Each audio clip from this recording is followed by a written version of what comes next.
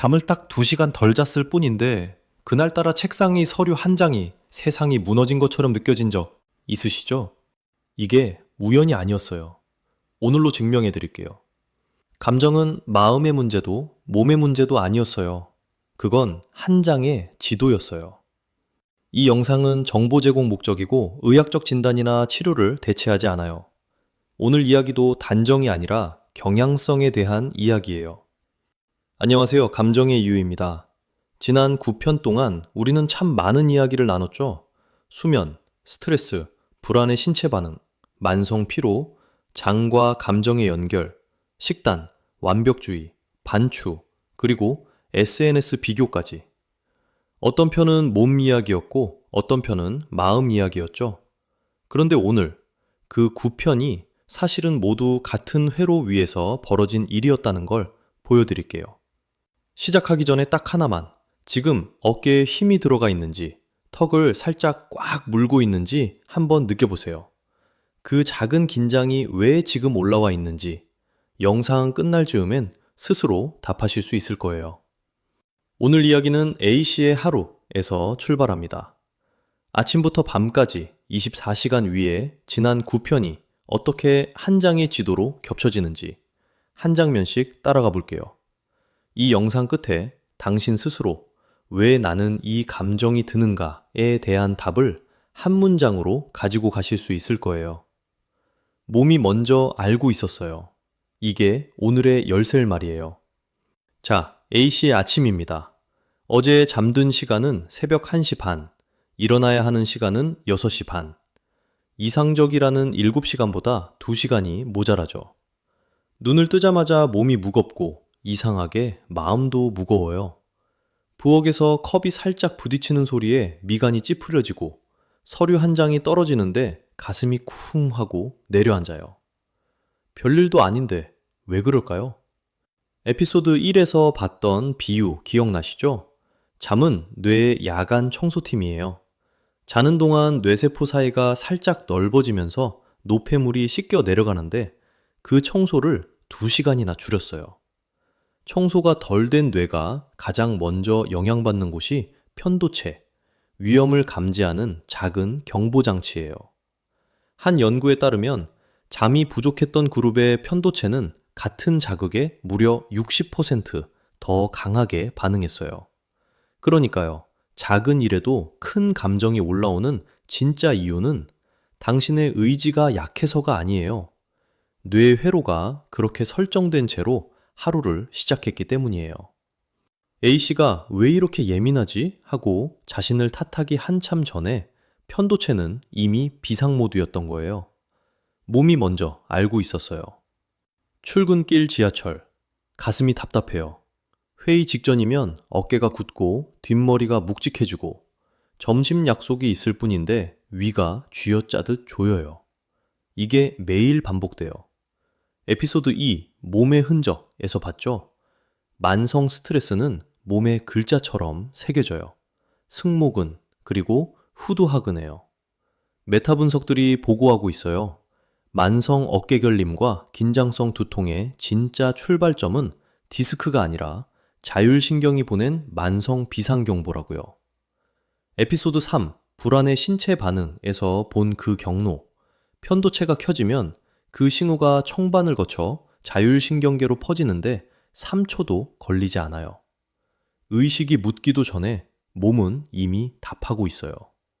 편도체는 화재 경보기, 전전두피질은 그게 진짜 불인지 토스트인지 판단하는 지휘관이에요. 잠이 부족한 아침에는 지휘관이 늦게 도착해요. 그래서 경보기 혼자 마구 울리는 거죠. 그리고 에피소드 4에서 봤던 HPA축, 시상하보, 뇌하수체, 부신으로 이어지며 코르티솔이 분비되는 회로요. 이게 매일 작동하면 코르티솔의 일주기 리듬이 평탄해져요. 아침에 높고 밤에 낮아져야 하는 곡선이 일직선이 되죠.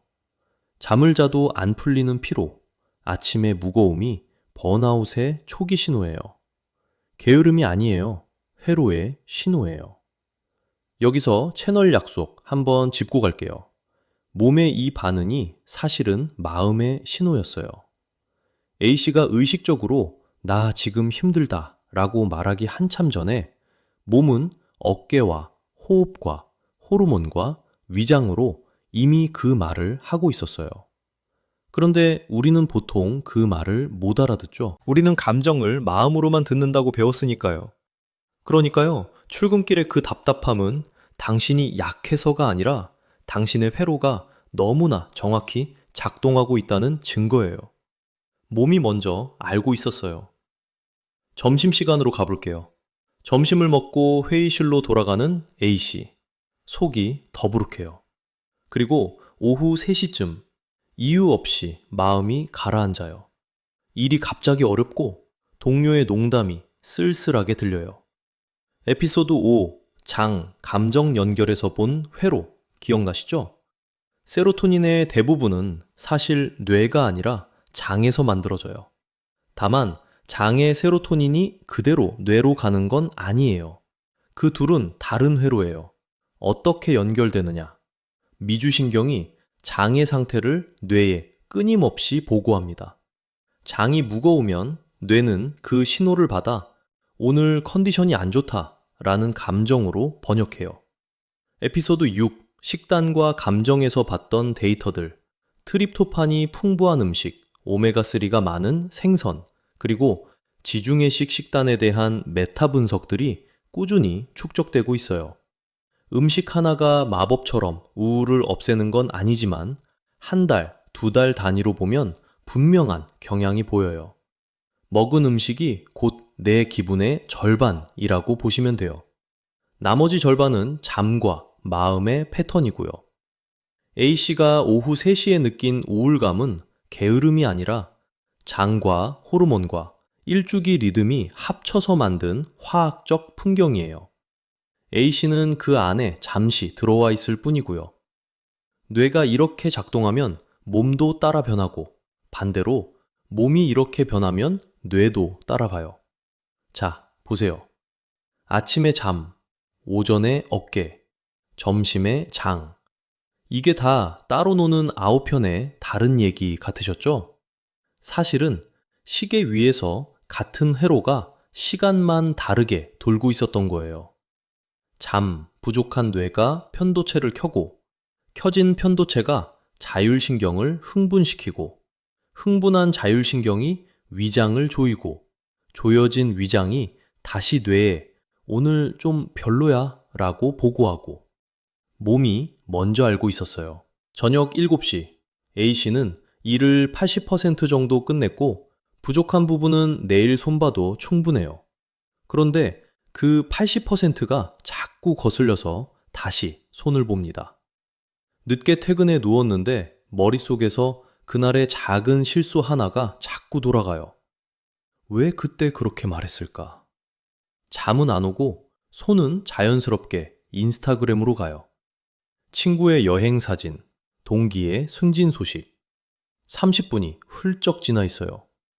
에피소드 7의 조건부 자존감이 매일 작동하면 코르티솔이 만성적으로 올라가고 어깨는 더 굳고 잠은 얕아지고 다음날 편도체는 더 예민해져요. 마음이 몸에게 잠들지 마. 아직 답을 못 찾았잖아. 라고 명령하고 있는 거죠. 그 위에 에피소드 8, DMN의 곱씹기, 에피소드 9의 비교 루프가 한 줄로 얹혀요. 잠들기 전 30분의 그 작은 행동이 그날 밤의 수면 구조와 다음날 아침에 편도체 반응성까지 바꿔놔요. 오늘 에피소드 10의 진짜 핵심은 여기예요. 어제 본 회로들이 다 몸, 마음, 방향이었다면 오늘 보여드리는 건 그 반대 방향, 마음이 몸을 다시 조각하는 길이에요. 마음의 한 행동이 다음날 몸의 시작점을 결정하는 거죠. 마음의 패턴이 호르몬을 바꾸고 호르몬이 잠을 바꾸고 잠이 다음날 마음을 바꿉니다. 한 방향 인과가 아니에요. 양방향으로 도는 루프예요. 그래서 좋은 소식이 있어요. 양방향이라는 건 어느 쪽에서든 끊을 수 있다는 뜻이에요. 잠을 30분 더 자도 끊을 수 있고, 호흡 한 번을 깊게 해도 끊을 수 있고, 80%면 그만이라고 한 번만 결정해도 끊을 수 있어요. 당신이 약해서 이 루프 안에 갇혀 있는 게 아니에요. 회로가 이렇게 굳어 있을 뿐이에요. 그리고 굳어진 회로는 풀 수 있어요. 자, 한 발짝 물러서서 9편을 한 장에 펼쳐볼게요. 수면, 스트레스의 흔적, 불안의 신체 반응, 만성 피로, 장과 감정, 식단, 완벽주의, 반추, SNS 비교. 주제는 다 달랐죠? 그런데 사실은 심리, 신경, 생리, 이 세 축이 서로 예측하고 편집하는 한 장의 지도였어요. 최근 감정과학은 이렇게 봐요. 감정은 마음 안에서 갑자기 솟아나는 것이 아니라 뇌가 몸의 신호를 받아 과거 경험과 그 순간의 맥락에 비춰 가장 그럴듯하다고 판단한 예측이라고요. 잠이 부족한 몸을 받은 뇌는 오늘은 위험한 날이라고 예측해요. 점심 후 장이 무거운 몸을 받은 뇌는 오후에 나는 가라앉는다 라는 감정을 만들어요. 같은 사람, 같은 상황인데 몸의 신호가 다르면 만들어지는 감정도 달라요. A씨의 하루는 한 장의 지도였어요. 아침잠은 에피소드 2의 좌표, 오전 어깨 결림은 에피소드 2, 출근길 가슴 답답함은 에피소드 3, 잠을 자도 안 풀리는 피로는 에피소드 4, 점심 후 장 불편은 에피소드 5, 오후 3시의 우울감은 에피소드 6, 저녁에 자기 비판은 에피소드 7, 누웠을 때의 반추는 에피소드 8, 잠들기 전 SNS 비교는 에피소드 9. 9개의 좌표가 시계 위에서 차례로 돌아가고 그 좌표들 사이를 잇는 가는 빗줄기가 바로 당신의 양방향 피드백 루프예요. 이게 오늘의 열실말이에요. 감정은 마음의 문제도 몸의 문제도 아니에요. 마음과 몸 사이에 그려지는 한 장의 지도예요. 지도를 가진 사람은 길을 잃지 않아요. 적어도 자기가 지금 어디에 있는지는 알게 되니까요. 지도를 알면 어디서든 끊을 수 있어요. 잠에서 끊어도 되고, 호흡 한 번에서 끊어도 되고, 한 줄 글쓰기로 끊어도 돼요. 가장 약해 보이는 한 점에서 끊으면 돼요. 9편이 다 다른 이야기 같았지만 사실은 한 통의 편지를 9개의 글자로 풀어 읽은 거였어요. 몸이 신호를 보내고 뇌가 그 신호를 감정으로 번역하고 그 감정이 다시 몸을 바꾸는 양방향 루프예요. 그러니까 어느 쪽에서든 멈출 수 있어요. 이번 주 딱 한 가지만 해보세요. 잠자리에 누워 불을 끄기 직전 베개 옆에 작은 노트를 두세요. 그리고 한 문장만 적어보세요. 제목은 오늘 내 몸이 보낸 편지예요. 한 줄이면 충분해요. 예를 들면 오늘 오후 3시쯤 어깨가 굳고 마음이 가라앉았다.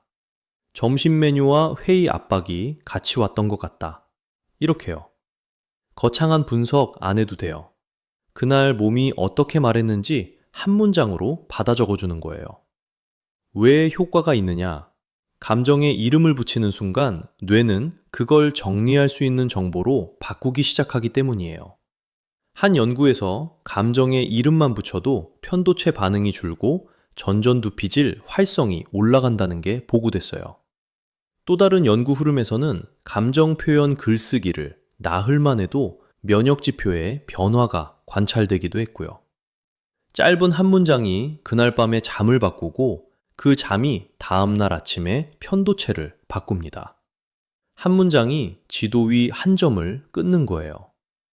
지난 9편이 내 안의 지도였다면 다음 1편부터는 이 지도가 사람과 사람 사이에서 어떻게 펼쳐지는지를 봅니다. 야간 청소팀, 화재 경보기와 지휘관, 양방향 루프, 이 비유들은 다음 막에서도 계속 콜백돼요. 다음 편은 감정 표현이 잘 안 되는 사람의 몸에서 출발할게요. 마음이 입을 닫으면 몸이 어떻게 대신 말하는지를 본격적으로 풀어볼 거예요. 오늘 이야기는 모두 정보 제공 목적이에요. 여기 나온 어떤 이야기도 의학적 진단이나 치료를 대체하지 않습니다. 마음이 계속 힘드시면 혼자 견디지 마시고 가까운 전문가의 도움을 꼭 받아주세요. 마지막으로 지난 9편 중에 가장 와닿았던 편이 있다면 댓글로 한 줄만 남겨주세요. 다음 시즌 기획에 진짜로 반영합니다. 감정의 이유를 함께 찾아주셔서 고마워요. 다음 편에서 만나요.